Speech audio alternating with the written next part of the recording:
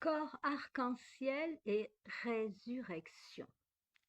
La dissolution du corps dans le Dzogchen et le christianisme ancien.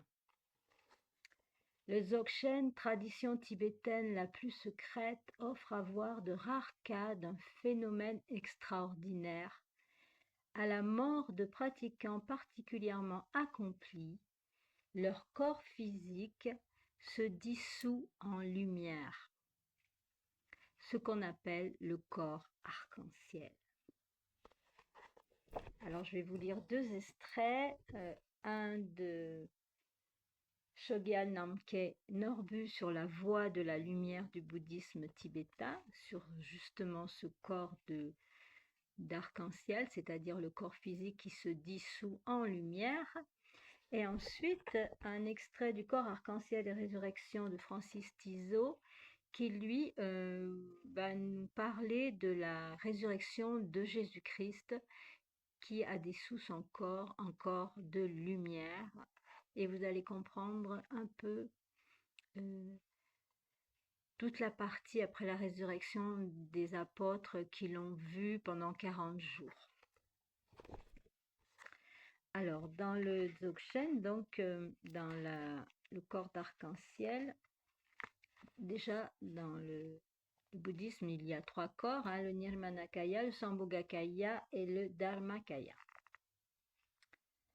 Alors, les êtres ordinaires renaissent sans en avoir le choix, dans un corps conditionné par leur karma et correspondant aux causes accumulées pendant des vies sans nombre. Un être totalement réalisé, par contre, est libre du cycle conditionné des causes et des conséquences. Mais un tel être peut se manifester dans un corps dans le dessein d'aider les autres. Le corps de lumière est un phénomène qui peut être maintenu activement afin de communiquer avec ceux qui ont une capacité de vision suffisante pour le percevoir. Mais pour aider ceux qui n'ont pas une telle capacité, un être pleinement réalisé peut se manifester, donc toujours après sa mort, peut se manifester dans un corps physique, comme l'ont fait le Bouddha, Garadorje ou Jésus-Christ. Ces sortes de corps sont dits Nirmanakaya.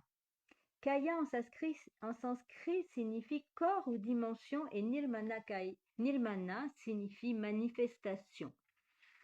Ainsi, un être pleinement réalisé peut donc choisir de manifester un corps de lumière ou bien de renaître délibérément dans un corps physique ordinaire de la dimension matérielle, mais il ne sera pas conditionné par ce corps ni par ses actions. Le Sambhogakaya, ou corps d'abondance, est la dimension de l'essence des éléments qui constituent le monde matériel dense. C'est une dimension subtile de lumière, apparaissant dans une abondance de formes qui ne peuvent être perçues que par la clarté mentale et le développement d'une capacité de vision. Un être totalement réalisé peut manifester une forme Sambhogakaya, mais dans cette forme, il ne sera pas actif comme l'est un être qui manifeste un corps de lumière. Tout comme les rayons du soleil sont la manifestation de ses qualités inhérentes, de même la sagesse d'un être totalement réalisé est ce qu'est cet être. Chaque forme Sambhogakaya est une personnification d'un principe de sagesse pure. Mais de même que le soleil ne choisit pas d'envoyer ses rayons ici ou là, mais que le fait d'être éclairé ou non dépend des caractéristiques inhérentes à chaque lieu, c'est le pratiquant qui doit être actif pour percevoir la dimension Sambhogakaya et accéder à la sagesse personnifiée par une forme particulière, le Bouddha, Garadorje ou Jésus-Christ, ouvrant ainsi cette dimension de son propre être.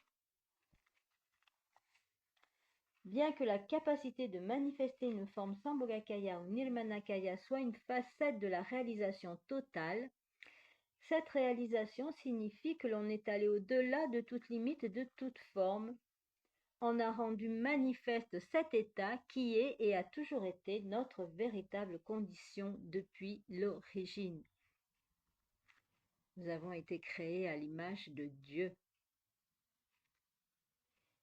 Et donc cette véritable condition depuis l'origine ne peut jamais se perdre, même si l'on en oublie l'expérience dans l'illusion du dualisme. La réalisation totale signifie que l'on a réalisé son identité absolue avec l'état d'être ultime, le Dharmakaya, ou corps de vérité, ou dimension de la réalité telle qu'elle est. Donc, Francis Tizot, lui, va nous parler de Jésus-Christ et de la résurrection et de tous les effets que cela peut avoir et de tout ce qu'il nous a légué avec l'Eucharistie, le Saint-Suaire, toutes les reliques. Donc, dans le corps de lumière, quand Jésus-Christ se transforme en corps de lumière. Alors dans le livre, c'est tout expliqué en détail, mais il y en a pour 2 heures de vidéo, donc je ne vais pas la faire aujourd'hui. Donc quand il transforme son corps en corps de lumière, tous ces atomes vont se transformer en lumière. La matière brute est transformée en nature subtile de lumière. Plus précisément, il s'agit d'une transformation de la vision qui semble changer la matière en lumière dans notre perception sensorielle. Puisque le corps reste lié à l'esprit subtil ou à la présence primordiale et n'est pas séparé comme lors de la mort ordinaire ou de la dissolution des atomes, le corps de lumière peut engendrer des bienfaits pour d'innombrables êtres. Cet enseignement ressemble de très près à la façon dont est décrit le corps de résurrection de Jésus-Christ. Le corps ressuscité n'est pas séparé de la conscience divine et humaine du Christ. De plus, le corps ressuscité continue d'être présent dans les rituels sacramentaux de l'Église, en particulier dans l'Eucharistie, afin d'apporter le salut sans limite de temps, d'espace ou de perception ordinaire.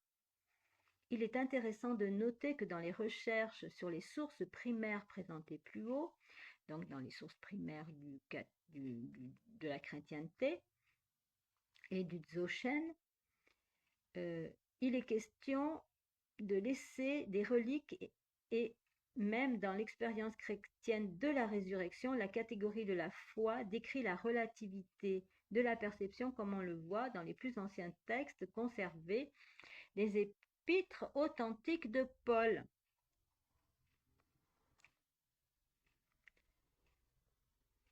Dans le même temps, la catégorie de mémoire anaméxtique, mémoire qui engendre la présence et pas seulement le rappel d'un événement passé, est opérante dans l'Eucharistie et dans les autres sacrements qui rendent présent la présence du Christ ressuscité. Les mystérieuses reliques du linceul, les éléments eucharistiques et les différentes expériences visionnaires coïncident aussi avec ce qui a été dit plus haut à propos du bienfait des reliques pour les êtres sensibles. C'est-à-dire que Jésus-Christ, quand il s'est transformé en corps de lumière, il a décidé, il a eu la volonté de laisser des reliques, des pièces comme le Saint-Suaire ou toutes les autres reliques, pour le bienfait de l'humanité et des êtres sensibles.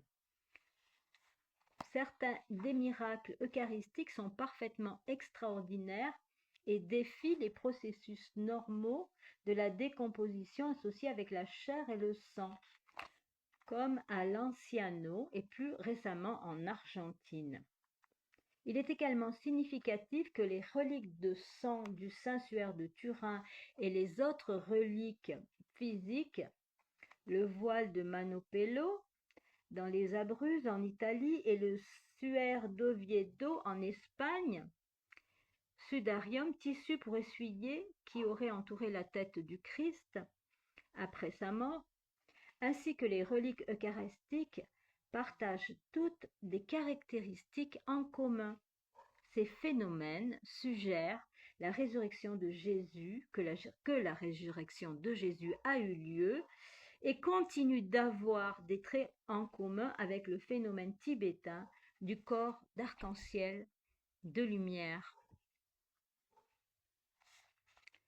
Voilà, c'est juste un petit extrait et je vous reparlerai plus en détail de ce corps d'arc-en-ciel du Dzogchen qui est rare, hein, mais qui est quand même le but du chemin. Et Jésus, ne l'oubliez pas, a dit, vous ferez de plus grands miracles que moi. Relisez les paroles de Jésus, il a tout dit. Soyez bénis et que tous les êtres sensibles soient libérés de la souffrance et unis à la bonté toute naturelle de notre nature.